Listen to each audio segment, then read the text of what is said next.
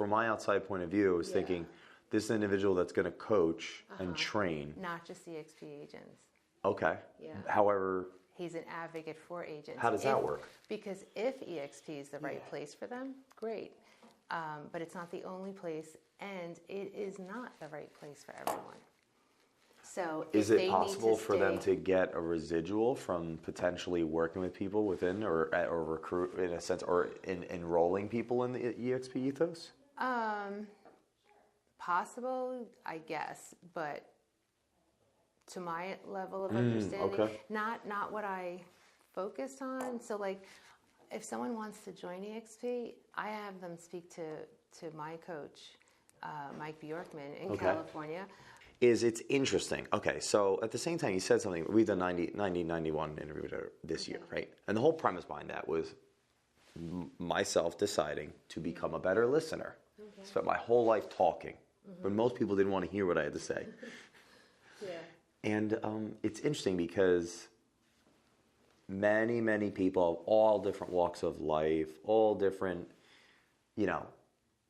socioeconomical statuses, companies, titles, ages, demographics, genders, whatever, you start seeing patterns in just different types of people, or archetypes of there's this kind of person, this kind of person. And we're all different, but we can generalize to an extent. It's but not a lot of people that are extremely involved and personally reflecting as much as I think you are. Right, they're not present. It's hard to be present. Yeah, you have to, like exercise, you have to actively acknowledge, am I present in the moment? Am I here right now? Am I worried about 300 When did you start things? doing that? About 5 years ago. Okay, so where I was going with that point was that I do believe in energy in the sense of this was energy at one point. It was a thought. Right. And now we can knock on it. Yeah. I think the reason that we keep bumping into each other is because our energies are very aligned. Yeah. Very aligned on just like a mind level. And as of the last 6 months, I've made some personal decisions in my life that have helped me develop a higher level of energy, of more love and courage and acceptance and appreciation. Right. And I have been attracting even more loving people consistently. The law of attraction. That's definitely, many people call it that, and yeah, I agree with that. So I think it's energy keeps. Right. We're supposed to, the first time it wasn't supposed to work out. The second time something was supposed to go wrong, because we're just aligning in a way that, who knows. Right. But if the energy didn't align, it's not going to give you what you deserve in a sense. If the thoughts aren't there in the first place, what you think about, you bring about. If you're, anxious and you're running late and I don't want to be late, well, what are you telling the universe? You're going to be late, so it's what you're thinking about. If you come from scarcity, if you're worried about your next paycheck or how you're going to pay that bill, again, those are your thoughts, and you're putting that energy out into the universe. So not to sound so, I don't know what the word is, but it is an act that you have to be present, and you have to manage your thoughts and recognize, if this is what you want, if you have this vision and this goal, well, are you focused on it? Are you present? Are you actively working towards, achieving that goal? And I agree completely. And I think a lot of people that are watching this and will watch it, they've heard of this law of attraction, they've thought these things. In the moment, we're both like, oh, is it, it's like we roll our eyes like, well, we don't want to come across like cheesy. Yeah. Yeah. But Einstein in the 50s or whatever, they did experiments when they were making the bomb that showed that when they focused on the result, it changed the outcome. So something in science, physics is explaining this stuff. So going back 5 years ago, when you got involved, was it a mentor or an occurrence that drove you to choose to become more present, more reflective of your thoughts? Yeah. So it was great timing. I moved here about 6 years ago from New Jersey. I'm originally from New York. And I was in New Jersey. I was a supervisor for a HUD housing counseling agency, and nonprofit organization where we help people who are facing foreclosure, who need loan modification assistance, seniors who are getting reverse mortgage counseling. So it's all education, right? It's this feel-good position, if you will, that you're really helping other people. Unfortunately, for me, the leadership there, we just were not aligned. Her focus, numbers. How many calls did you make? How many appointments did you set? How are we getting paid for X amount? And do more and do more and do more. And then you lose the substance. You lose the value of what it is. So it was a great opportunity, and I learned a ton being there. So I don't regret for a second having that experience. But then I moved here to Pennsylvania, Chester County. My kids were in 7th and 5th grade at the time. A lot of changes. We came here for my husband's job, and so I had an opportunity to reinvent myself. What was I going to be when I grow up? And a lot of thinking, a lot of planning. I did decide to get my real estate license. I had it in New York and New Jersey, but I never actively sold. I was always in the real estate industry, but not actively selling real estate. So I figured, third time's a charm. Let's get it in this state, and let's actually sell real estate this time. So it just kept coming back around. Kept coming back. Just like we've had to do these conversations. Yeah, right. The energy. It was supposed to be in the business. It has to align. It has to make sense at the time. And rightfully so, because had I sold real estate 20-something years ago when I had my first license in New York and not had the experience of being a loan officer, and then continued when we moved to New Jersey and continued to sell real estate, well, now I've lost the opportunities of understanding the financial aspect of things, the education side of things, to now come over here and do what I do. So come over here 6 years ago, and I thought, sure, now's the right time. I need the GPS to get to my kids' school. I don't even know how to get around the corner, but for some reason, now's the right time to sell real estate. And how'd you go from, it was New York? New York, New Jersey, and again, for my husband's job. Got it. But that's over 20 years, so it's not like we move often, and we're pretty much done. We're here, and he's going to retire with his company here in Pennsylvania. So in any event, when I decided to do this, I was scared. I mean, I'm that much older. I'm in a new place. I know no one. So enter my first coach, and I'm big on coaching. I've always had a coach. I continue to have a coach, Ed Fordyce. Yeah. He actually introduced me to the whole idea of, mindset and gratitudes. I didn't know who Tony Robbins was before meeting Ed, and now today, 6 years later, when someone tells me that they don't know who that is, I'm like, really? I feel like everyone should know. Isn't that funny? Once you get involved in that growth, you meet someone, they're like, who's that? I'm like, what? How? How's that possible? Wow. How did you get this far? And not know. And again, I would have been that person had I not received that experience. So he did this great training from when I first got my license, which was 90 Days to Greatness. And 3 days a week for 1 hour, Monday, Wednesday, and Friday, we met as a group. It was agents within the office who spent that hour on ourselves, working on us, digging deeper, understanding, Simon Sinek has Start With Why, right? The power of why. Well, I love his book and I love his talks because I understood that 5-6 years ago when I was digging deep to discover my why, to actually create my vision, to accomplish my goals. So if you say to me, okay, I'm going to sell real estate and I want to sell, 100 homes. Okay, you're going to get fixated on the how. How the hell am I going to do that, right? But if you start with why and you go deeper and you understand why achieving that goal, well, now all of a sudden the how shows up because you're so deep in understanding of your purpose. Do you feel like when you dig deep and really look at the reasonings behind doing something, it kind of increases how you act in every moment getting there? Absolutely. Talk about creating motivation, right? Talk about like waking up with a purpose every morning. You've interviewed so many people who are financially successful, right? Are they fulfilled? Yeah. And that's the thing I come back to. Not necessarily.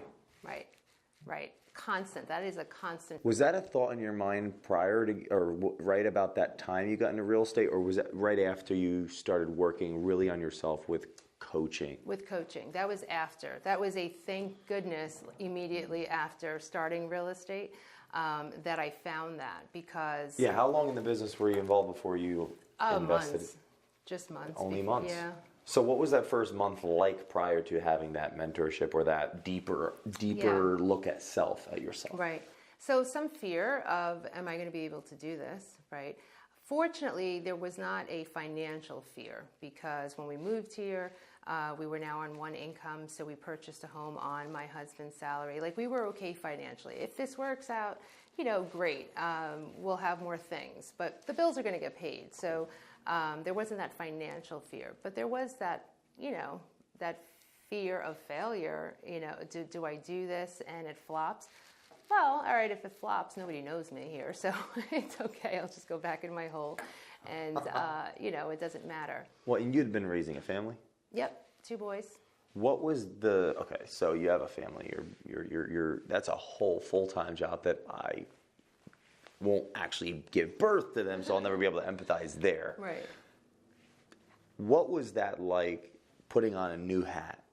After doing that, putting on a new hat of, I'm going to suit up, boot up, and go to work in now a real estate business, which the schema is, hey, it's aggressive, it's intense, it's competitive. Right. Yeah. There might be many, many women thinking now, like, I want even more independence, or I want to be able to provide at another level, or I want to just do something that's fun that I could also earn income. Right. What was it like, and what's your advice to women watching? Well, that's a great question. A couple of pieces come to mind. So I did work full-time in New Jersey, but prior to that, from birth for 9 years, from when my first was born till 9 years, I was a stay-at-home mom. And that's great, and I would never, ever change that. That was the best decade of my life, right?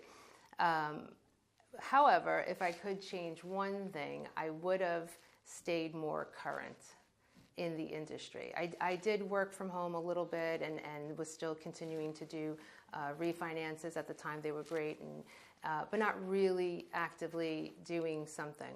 So when I got back into the business, there was that fear of being gone for almost a decade, and how was I still relevant? So what I would encourage women to do is, when you start having children and you decide that you now want to be a stay-at-home mom, to me, nothing more fulfilling than that. But do stay relevant. Do keep up with the industry that you think you may want to, go back into when the time is right. So coming here to a new state, I actually planned on staying home for a year. I thought, the thought was, well, we can financially afford it, so why not? And I want to make sure the kids are situated. Is everything okay? Are they doing all right? 2 months into it, probably 2 weeks into it, I was bored out of my mind, right? And they're not in diapers anymore. They're in 5th and 7th grade. So after a couple of weeks of staying home, I looked at them. I'm like, you're good? Everything good? You got friends? Everyone's happy? I was like, all right, I think mommy's going to go back to work. Wow. Yeah, so I did. So what I would say to the average mom thinking about a real estate career, first, don't fool yourself. Okay, it's not so glamorous, right? And wait, it's not like Instagram? Not at all. Not at all. Jen makes fun of me, and she says, well, maybe you shouldn't post pictures when we're out getting a manicure, because, people think that, and they think that's what your it day is, right? like, right? Absolutely. Secondly, do not believe that a real estate career is flexible, right? Explain that. What do you mean? Yeah. Isn't it supposed to make your own hours? You make your own hours, right? Well, first off, you have to have already been the type of person who knew how to manage their time in the first place, right? Because if you allow other people to dictate your schedule, well, now you have no flexibility. If you did not decide to fill your calendar before January 1 of your vacation time, of your personal time, when you're going to your kid's recital, that's an appointment. That does not change. That's not penciled in. Yeah. I am not available from 5 to 7 on Thursday, right? Yeah. We are gone that week. I'm not going to physically be here, that week. So you have to design it that way. You have to decide that this is my time off and I can meet you these other times. Okay. But often, and it might just be, I'm sure men struggle with this too in real estate, but I know just for women, we constantly are overextending ourselves, not saying no, and just taking it all on.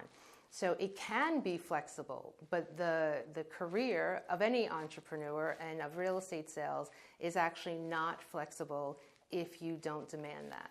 So if you're not setting that expectation in yourself and to the people that you communicate with, clients, employees, colleagues, then you're going to be like a leaf in the wind. Yeah. You might as well, Did be a that customer start occurring service rep. to you in the beginning? In the beginning, for a short while, it Well, when did it change, and why do you believe that? Oh, pain versus pleasure, definitely every day of the week. So, you were physically accosted? No. Just kidding. No, come on, I'm from Brooklyn. I can handle myself. I can believe that. Yeah. It was, working Saturdays and Sundays most of the time. Open houses on Sundays, showing homes on Saturdays. That was hard because in New Jersey, my career there, I was not working on weekends. I had more of a 9 to 5 situation. It was actually 8 to 4. So by the time I got home, the kids were only home for an hour with the babysitter. And, that made more sense, right? Then I come into this and I'm working every weekend. Well, the pain of that and not being able to do what we traditionally do on weekends, and my mother-in-law comes over for Sunday dinner, we go to church and things like that. I'm not going to lie, we actually don't go any longer for my own reasons. Different but when culture. they were that much younger, right? So 6 years ago, we did. That was our thing, Yeah, like a church, Sunday dinner, making meatballs, right? And that was our thing. And to take that away when they were that much younger, that was really painful for me. So of that pain, I created a solution, which was in my second year, I hired my first assistant. And that was huge because as a realtor, as an independent agent who wasn't even doing that much in my first year of business, get an agent who's doing triple that to say, hey, you need to hire an assistant. You need to put, thousands of dollars aside to afford this, not knowing when your next paycheck is coming, because that has to happen. And it was mindset. And other agents who've been doing this for a long time, they're like, how did you have the confidence to hire a person in your second year of real estate, when you don't know what you're going to make second next? Year, that's good. Right. And the reality is that the money that I had made, I was good at saving it. I was good at planning. And I recognized that in my first year, I sold 12 homes, right?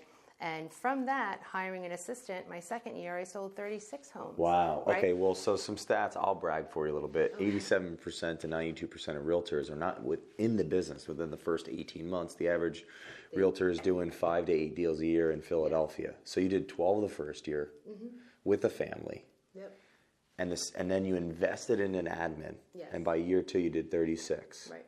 Yeah, it's amazing. Yeah. Right. And you're 6 years in? This is my 6th year. Haven't quite finished 6 years. Wow. So that year, second year, you get to the point where you have that support. Right. Who are you a year and a half in after having the admin, and you're on your way to maybe people starting to say, you got it together. Right. Yeah. Like where's your like, hey, head? where'd she come from? Right. Yeah. Where's Who your is this head? person? How did it? What went through your mind? What's some advice to people that may need to hear a different point of view? Sure. Because something tells me that it didn't get to your head. Or did it? It did then. Okay, yeah. Yeah, So. I was very different then than I can look back and see the growth. Wow, Yeah, that's definitely. exciting. I mean, that event that you did yesterday and hearing someone else that I really related to, thinking, wow, that I felt that way. I felt, that I was competing with others. I felt that struggle. I felt that pain, of having that. And now I feel I'm able to collaborate, not compete. That if there's anyone I'm competing with myself. So so now you hired this administrator to help give you more time to be able to focus on the things to grow. I paid for time. You invested in time, you paid for time. And now you're hanging with the big boys and gals. You felt competition, friction, Definitely. frequency. Like, did it elevate? Yeah. It got more intense. Oh yeah, the more noticed you were, the more you'd get all this negative talk. First they ignore you, right? Then, Well, we talked about that. Yeah, that's Yeah. interesting. Doubters, haters, all that. Absolutely. And So I was you a let it different get to you? person. Okay, It explain did. that. What do you So- mean different person? You're who you are, right? I That's am what who I people am, think. but your perspective, you should grow and your perspective should change and you should evolve. At that time, so what was so magical, if you will, about that growth in numbers is that prior to hiring an assistant, I actually had a negative feel about money. I did not want to make a lot of money. I equated making that level of money meant that my family would suffer. It was a complete, direct outcome. So if I was going to be this business person, if I was going to be this working mom, I would do well in that, but only at the expense. Did you see yourself sabotaging yourself, like unconsciously? No, but it just was always a fear, and because I always thought about it, I didn't allow myself initially to do more because I wasn't willing to sacrifice this, right? And it was through training and coaching and mindset and a handful of Tony Robbins events. I don't mean to keep Did you going go to? back Well, to that. I love Yeah. everything he stands for. So you went to the Date with Destiny. What did you go to? I went to Unleash the Power Within a couple of times. The first time I went with my then 16-year-old son. He's going to be 20, maybe he was not even 16 yet. It was about 4 or 5 years ago. And What's Unleash the Power Within about for people that don't know? Yeah, it's about 4 days of intense one-on-one with thousands of people, but Tony Robbins on the stage is talking about mindset, digging deep, getting to the root. And so in that session or training, what have you, not only do you walk on fire, that's a whole nother thing, but you get to what the fear is. And so that was when I actually consciously recognized what I was doing, that I was sabotaging myself because of belief over here. Come home, had some intense conversations with my husband about all this, created some, plan and vision with regards to hiring someone and what I wasn't willing to do. And it was because of that, conflict, right? And then coming to this solution that it just took my business to another place. And in that, I recognized how much I really love training other people. I love cultivating other people. And the more I can help other people grow, right, the more income I make and the less hours I work. So Actually, by serving other beautiful. people. Yes. Those hours you work less because it provides a job for someone to do those things. Yeah. And because you train them, Right. they are happy, Yeah. they are good, they serve. Yep. It's interesting because a lot of people talk about people that go to events. Well, a lot of people never do anything with the knowledge. Yeah. And obviously you have. Right. But what would your advice be to someone that says, well, a lot of people don't do anything with the knowledge? Like, well, how did you do anything, Anna? By spending time on yourself daily, every morning, waking up, through that 90 Days to Greatness program with Ed, there was homework every morning. Writing your gratitudes, starting your day with gratitudes, right? Your affirmations, who you are, and if you're not that person today, write it anyway, because that's how you vision yourself to be. And your 1 week, 1 month, and 1 year goal. And your 1 year goal has to be so incredibly amazing that you'd almost be embarrassed to tell someone that you're going to do this thing in 1 year. And I continue to do that, and I create this goal and this vision. And I look back at my first year of doing, I'm like, wow, that was really this amazing thing. And now I do that all the time, and it's not even something that I consider anymore. But to answer a thought or a question that you said earlier, like what I could say to other people and that whole competing. So with that struggle of, doing more and whatnot, and I was trying to figure out the measure of success. So we measure success, generally, we measure ourselves by judging others, right? So we look at, oh, well, he did this, so I should be able to do that. Or he did this or she did this at the expense of, well, that's not my value. I don't value life the way that person does. So therefore, I can't do what he did because he was willing to give up too much. We have all this... that we do without thinking. We do, but you stopped doing that? I stopped doing that because it's exhausting. It really is. And when I heard it in someone else yesterday, I actually said, "Aren't you exhausted?" And I mean that like authentically. Genuinely. Because I felt that. You were at one point I was exhausted. not too long ago. It was probably about 3 years ago when I recognized that it was so much more powerful to compete with myself than it ever was to compete with anyone else. But those first 3 years, I absolutely did. I was looking around everywhere. What are the stats? What are you doing? How'd you get there? Well, one of the things I learned from the time that I spent with Mike McCann was he's only ever judged himself by him. Yeah. And so you it's saying growth. that. It's maturity. It's growth. It's everything. Yeah. I never went to the beach without 6 weeks of an all-intensive diet. Oh, really? From 12 Yeah. to 20, early 20s, mid-20s. Wow. Because my entire focus was on how the world viewed me. Oh, wow. And how men might want to look like me or women might want to sit next to me on the beach. Right. And so this was the first summer, like that just passed, where I went to the beach and like purposely just pushed my stomach out. Oh, how funny. Yeah. Symbolically for myself, but like, God, I really don't. Right. I'm okay with them being not okay with it. Right. Boy, did that feel good, huh? Right. Yes. What It's you like, focus you want on. to shake. Yes. So when you meet someone that maybe isn't there yet, part of you wants to shake them with love. Yes. And then you remember, if a gorilla did that to me, Right. I would die. Yeah. Like they're not ready, right? Yes, and through that growth, there was a time, because generally when you dislike someone else or you hate on them, it's really because of something you hate about yourself, right? They remind Because you. we're the same damn. Right. What are we? You have a body, I have a body. I mean, obviously there's different parts. This get weird, but the spirit of human, like we're humans. Yes, absolutely. But true growth shows up when you actually have empathy and compassion, and you're willing to come from like a comfortable, good, loving place to help them change their perspective, right? Because you feel like you're like, oh wow, yeah, I totally know how that feels, and that's just a not comfortable place to be. So I guess in whole, to answer your question, is just surround yourself who you surround yourself with, right? Proximity is power. Stay away from negativity like it's cancer. Do everything and anything that you can to just remove negativity from your life.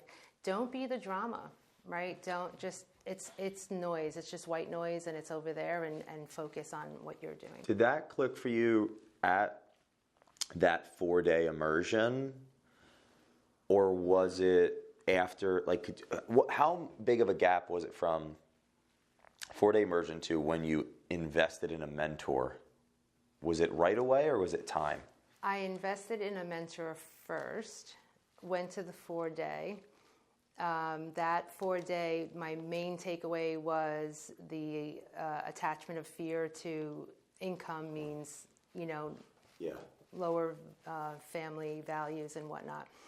I then went again at that point, then I went to Business Mastery, which was way more intense than UPW. Smaller group, more expensive, more investment, more digging. And it was there that my big aha was not competing with others. I hear agents saying it all the time, how competitive they are with each other, how they'll step on you, and all these things. And have I had that happen to me in almost 6 years? Absolutely. Have I had people do me wrong and whatnot? Yes. Do I get upset about it? Absolutely. But I'm not willing to continue to put energy in that to get them back, to, because it takes me away from what's making me happy and feel good over here.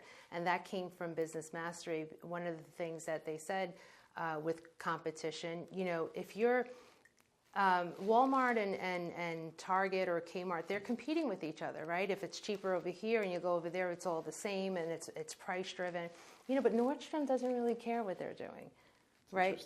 Yeah, Nordstrom is worried about building their brand, continue to serve their clients. They're not looking for those clients to come over there. They're looking to really continue. Interesting thought, because if you look at the inside of that store, it looks different. Yeah. It's like, what's the inside of the person like? Right.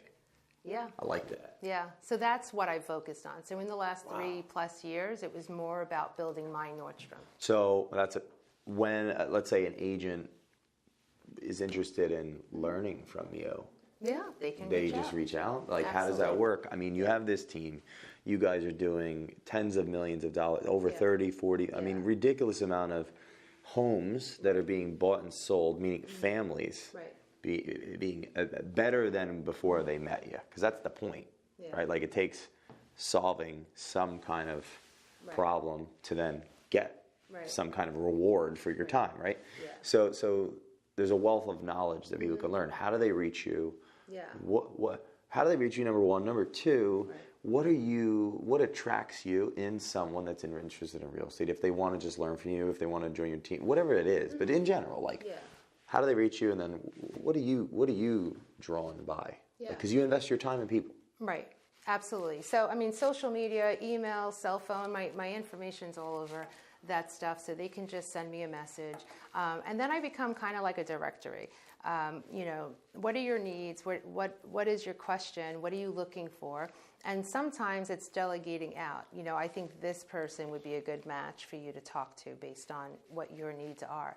I am selective with my time. You have to be, right? If you're on this path, and the team, my small team, I have a larger group within my brokerage, but my team, that's my family, right? And then the group is like, your cousins, right? And so they're part of it, but they're not the ones I'm responsible for on a daily. So for me to coach you one-on-one, we'd have to align, right? I need to feel like I'm going to get something out of this time as much as you are, right? And then if it's some other type of coaching, I mean, I've been coached by probably the best in real estate. If it's teaming up with someone, if you want to be a buyer agent on someone's team, if you want to be a salaried employee in real estate, what I'm great at is being a directory for people and saying, this is who you should talk to next. And what I can tell you is, as often as people ask me about my brokerage and joining, I'm telling them about this one, and this one, right? When my own agents are called constantly from other brokerages, you should come and do, and I'm like, you should. Let me know. Can I come? What is out there? We should talk about it. It should be an open book. We should know what's going on, and to know that they're with, that they're on our team because of who we are and the culture. Yeah. Well, it's funny how much we align, because just like last night, of course I'd want Ed to be at this. He probably meets someone that he could potentially change their whole life. Yes. Of course, Christine Beckwith just started, she was the president of Annie Mac. She owns a coaching company. Of course, come. Right. Makes no sense. There isn't even enough humans on the planet. We got to raise the planet's thought processes.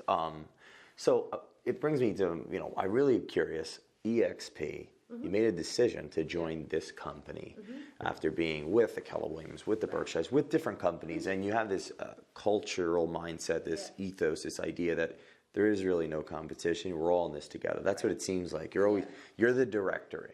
Right. So why EXP? And how can people, what's your best advice to someone that's looking for a real estate brokerage, being that you've had experience, you've successfully been in the business? So why EXP? And then what are people looking for when they join a brokerage, in your truth and from your experience? Right.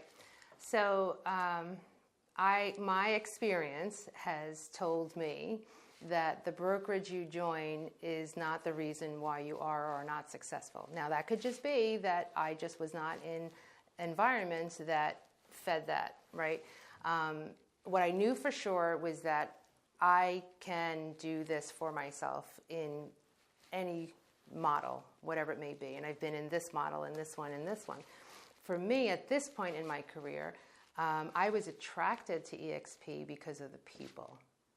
I didn't care if it was ABC or 1, 2, 3. It didn't matter. And I've been with the big brand name, and I've been with, all different types of models that attract agents by different ways. And to me, I think there's some level of exclusivity that is with this brokerage versus the others, where what I've seen is that if you have a pulse and a license, you can go to any of them, right? The way I see this company, being that it's cloud-based, it's a new way of doing things. There's the agents own the brokerage, right? That to me, I couldn't have even envisioned. I couldn't have dreamt a dream that big. What do you mean the agents own the brokerage? Someone's listening. What? How does that work? Do they give us shares or something? Or? No, I mean, so like the KW model is profit share, right? Berkshire Hathaway, you're an employee, you're a salesperson, right? And then EXP is basically an enhanced model of Keller Williams, is the easiest way that I can explain it. And over here, rather than profit share, it's actually revenue share. So because they're taking out the big, the brick and mortar and the expenses that come along with it, another easy way to explain it is, what Blockbuster was, which to me is like the traditional brick and mortar real estate brokerages, and what Netflix did. Oh, that's a good analogy. Right? So that's to me, in a nutshell, the easiest version I can say to you is how I see EXP. So you're in the business long enough and with an open enough mind to serve enough clients, to do well enough to build a team and do well for yourself and your family. And you believe at that time, hey, I'm the one my clients are hiring. Right. I know what I'm doing. I want to get involved with a company that's thinking in the future. Yes. That can support me for what I need to do to help Mary and Joe move or Mary and Joe sell. Yes. And you believe that this company that figured out a way through technology to give back revenue to the real estate agents, options and everything else, is facilitating that goal. Because it seems like, because you invest in coaching, you invest in learning, you invest in yourself, and for you, you got that plan. So it's like, well, what are they supporting me with? And in this case, technology and even more ability to earn from being a leader, coach, speaker. Just from being an agent owns company, just from signing up and what you what your split is to the company and how much of it goes back to the agents, where traditionally it goes back to the broker, right? I mean, he's got bills to pay. It should go back to the broker. But over here, when you're a cloud-based company, a lot of those bills go away. And so it just goes back to the agents. But probably the main... Well, they could decide to just keep it. I'm just kidding. But they did it. They did it, so that's nice. Yeah, absolutely. I mean... absolutely. But King George decided to keep the money. Yeah. And then we said, let's make the colonies be America. Right. So anyway. Yeah. Well, I mean, because you're not feeling like you're in this relationship, right? And why I say exclusivity is because for some agents, they're very happy to be a salesperson, right? But to me, like, well, then I could just go sell cars, or I could just go sell furniture and make my numbers and rah, I did this and I got a gold star. I wanted something that I could invest in. I wanted something that would assist in creating my legacy. I wanted something that aligns with what my purpose is. And what it really is, at the end of the day, is so one of my other coaches, in real estate, is Mike Bjorkman. He was one of the #1 HomeSmart brokerages in the country, right? So it took a lot for him to dissolve his brokerage to join EXP. I'm the small team within this big brand. I can walk out tomorrow if I wanted to. And in the short amount of time that I worked with him and him coaching me, I learned more in that time span than I did in the 6 years that I had sold real estate. And And he's still, he's a broker, owner, team leader. He's selling real estate. And whether he was around the corner or across the country, I have complete access to him and the ability to collaborate. So within EXP, what changed from these other brokerages for me is we're not competing with each other within our brokerage. So there are other agents that that have left other companies and came over here, and if they're in my group, like I'm going on listing appointments with them to just shadow and give some feedback about it, or they're trying to figure out the right price for a listing and they're not sure if they even got the listing yet. But I'm in their area, right? So that would be competitive. But in this case, it's not, because the more they grow, the more I grow. Interesting. Right? So there's a lot that goes on there with regards to coaching and just collaborating and cultivating this family within agents, not where we're hiding our files and, I'm worried that Susie's going to take from me. So due to the model facilitating collaboration, there could be potentially less friction for those that may not even totally be awake. Right. So that's why I say there's some level of exclusivity, because it's not for everyone, right? And that's great. I actually want to be somewhere that, these other places are necessary too. There's brokerages where their big selling point is that you only pay $500 per transaction, right? That's great, but do the math. If I'm doing 70, 80, 100 transactions a year, so you're at $40,000, $50,000 a year and you get nothing for it, that's not value, right? But for someone who's happy to do 10 transactions a year, that's value, right? That place is necessary, but we're not competing with them. Do you see, so it goes back to that whole, but Nordstrom doesn't really care about that. That's for that group of clients. So finding the right brokerage for an agent, I almost think I'd like to see myself more as an advocate for other agents who share with me where they're at in their journey and where they want to be, and then I can help them understand the different models. Wow. Right? And the reality is they maybe shouldn't come over. Powerful, because very similar ethos. I have so many colleagues that are coaches in different rights, and we're always sending different people to different people, because we are not all for everyone. Right. And that's the point, is why would there be 192 countries and thousands of different belief systems if we were all supposed to be the exact same person, right? So, all right, final thought until next time, because there's a million more things I actually want to ask you. If you were to go back to 4 years ago, you're in the business, you're just around that time where you're getting the assistant, you're starting to get momentum. Everything that you know today up to this point, what are you telling yourself as far as advice that you believe would save you time, money, and energy? What can I go back and tell myself? 4 years ago, you're just building momentum. Honestly, even the failures I had in the last 4 years, they were all necessary.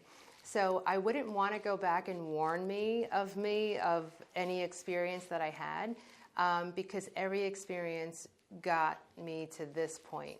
So, and the people that I met in those different environments. So those other brokerages were great because I met the people that I did that are still working with me today.